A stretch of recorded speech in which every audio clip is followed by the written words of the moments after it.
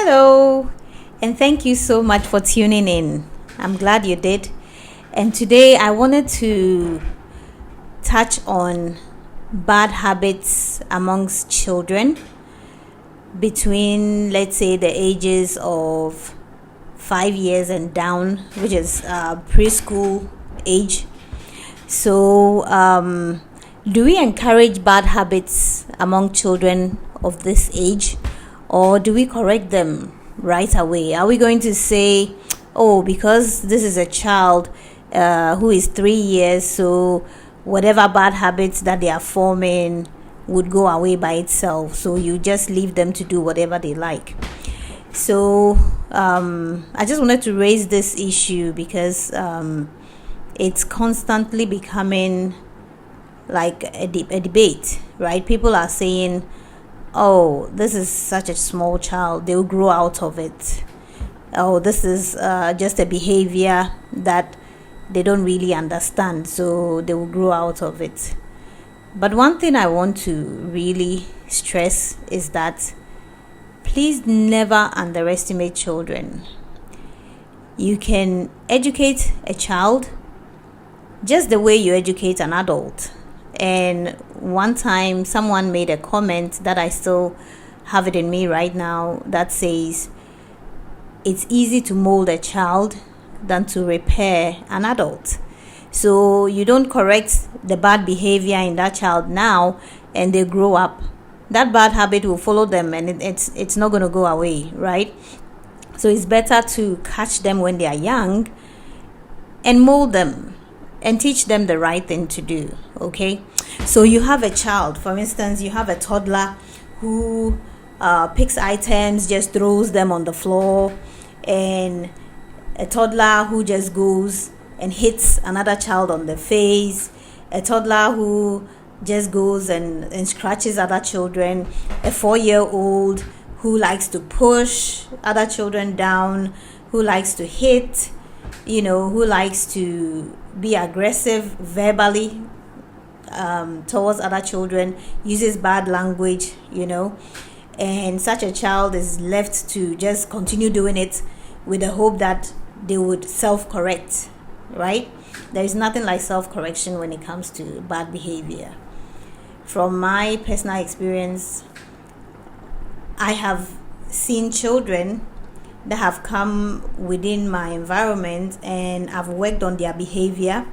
And once the behavior is corrected, or once they calm down and they do the right thing, their learning that just takes off, right? So bad behavior or aggressive behavior or throwing tantrums and just being given the chance to just continue it is not the right way. Please, parents, if you see a child behaving badly, correct them, talk to them, let them stop it right away.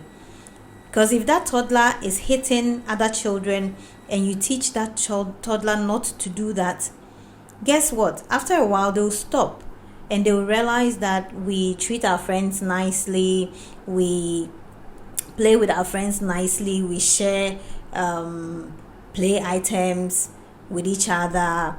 And of course, if they are that young, like the toddlers, they are more into me, everything is me. But you can always teach them how to break out of that bubble of me when you kind of introduce them to sharing. How do we share? How do we take turns, right?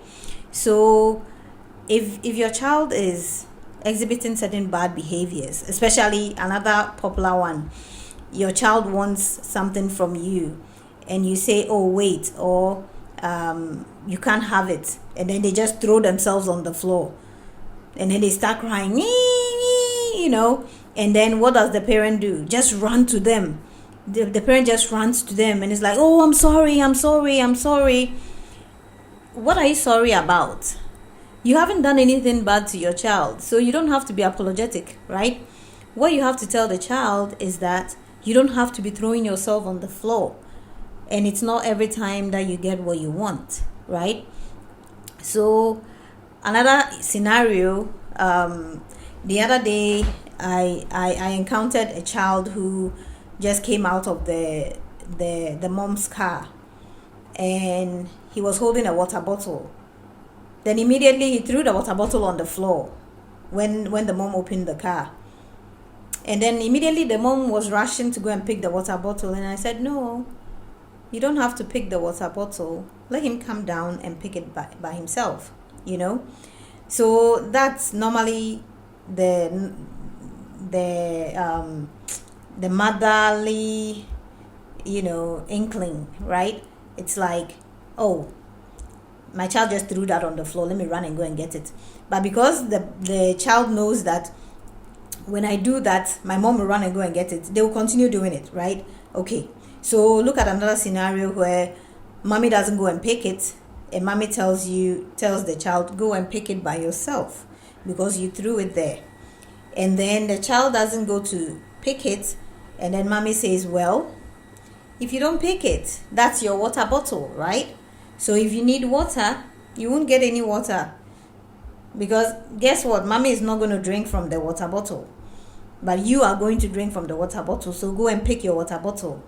And I kid you not, 99.9% of the time, your child would reason and know that, oh, okay, this thing that I'm throwing around, it's not for my mom, it's for my own good, it's for me, I am going to use it, so I need to go ahead and go and pick it, right? So it's always also about the words that you use when you are correcting the behavior. Don't just scold your child and say, oh, why did you do this? Why did you do that? Why did you do this? Why did you do that? Always explain to them the reason behind you kind of punishing them, or the reason why they are forfeiting something, right?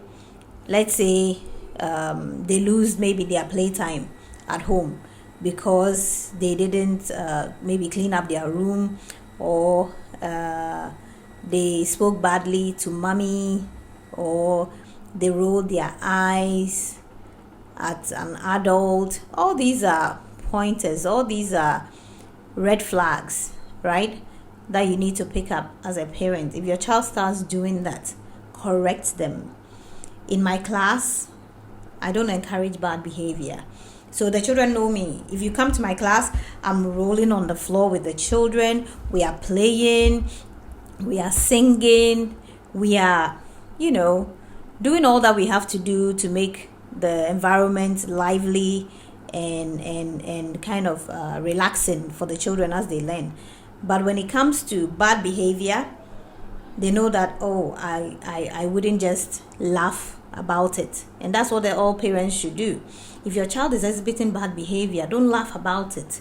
Because if you laugh about it, then you're trying to tell your child, this is an encouraging behavior, you can go ahead and do it, right? But your facial expression should tell your child that, oh no, my mommy does not approve of it, and my dad does not approve of it. And that's one thing. When children realize that mommy and daddy are on the same page, they listen. But when they realize that, oh, when I do this, mommy reacts, but daddy doesn't react, then they will continue doing it. And when mommy has to kind of correct them, they will run to daddy because daddy is not bothered about it. So it's always very important when you're correcting the bad behaviors at home to do it together, like be on the same page. Okay, be on the same page. It's very, very, very important. Children are so clever. I always tell parents, never underestimate children. Always treat them as intelligent beings, and when you explain things to them, they understand and they will listen and do what they are supposed to do. But when you ignore it, that's when they stay within the confines of thinking that they are babies, right? That's when parents don't really even realize that their children are growing, so they need to impart more into them, right? So for me, I've seen it all. I know the capabilities of children. I know that if you impart into them, they will receive it and keep it, right? Keep it within them, and as they grow, they will exhibit these good behaviors that we are trying to get them to keep, right? So that's where the nurturing comes in. We as parents, we are there to nurture them, not just to provide for them. If you just provide for your child and you don't keep an eye on their upbringing, as in their developmental milestones, and all you do is just give to them, you're not doing them any good. No, you're not doing them any good. When something is right, encourage them to do it and give them a lot of praise. And if something is bad and wrong, correct it. Do not wait for it to be too late. Do not wait for it to be too late. Remember, it is easy to mold a child than to repair an adult, because when you wait for that behavior to go on for so long, correcting it becomes a problem, and it will take several years for you to get rid of that bad behavior, and even sometimes it wouldn't even go away, right? So let me end with one other scenario. The other time I was talking to a child and she was giving me very short answers, kind of rolling the eye. So I was like, okay, now I'm going to be talking to you, and you see how I'm talking to you? I want you to talk back to me like that, because I am not using short sentences like you are, and please look into my face. So then she had this attitude where she was like, Then I was like, yes, see, I'm looking at you, so go ahead and look into my face so we can talk.